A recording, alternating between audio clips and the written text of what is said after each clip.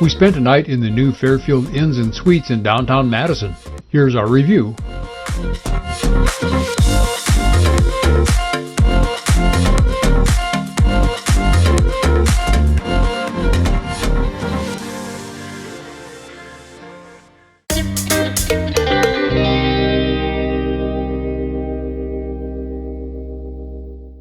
We waited a couple of weeks so the hotel could work out any issues so we could offer a more accurate review.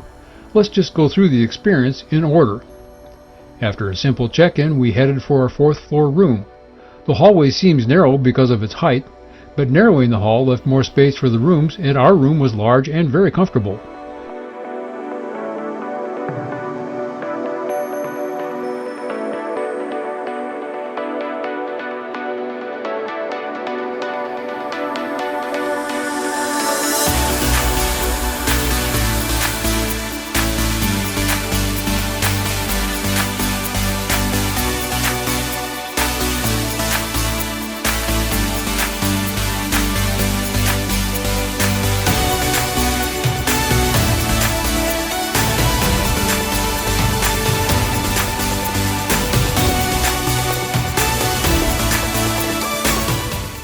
We chose a river view room, and the river view was wonderful.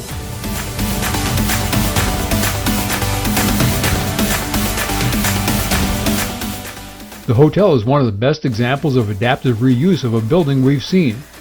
The cotton mill in which the hotel is located was built in 1884 and is on the National Register of Historic Places. The designers preserved the historicity of the site. Original beams are everywhere and bear initials and other artifacts from generations gone by. There are several photos showing the cotton mill, Madison, and the riverfront from earlier days.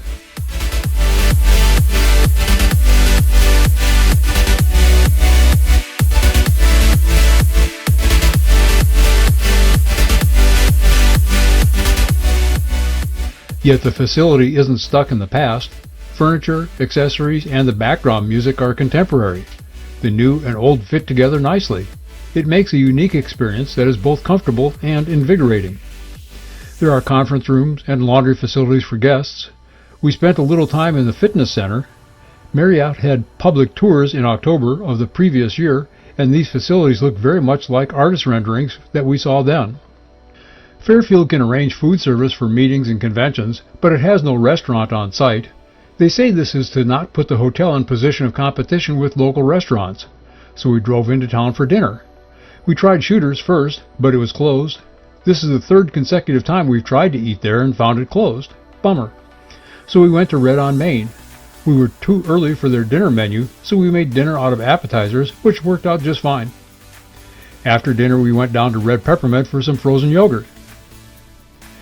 Back at the hotel, we went to the bar. There were several patrons there, about half of them locals drawn to the active, happy vibe the bar provided.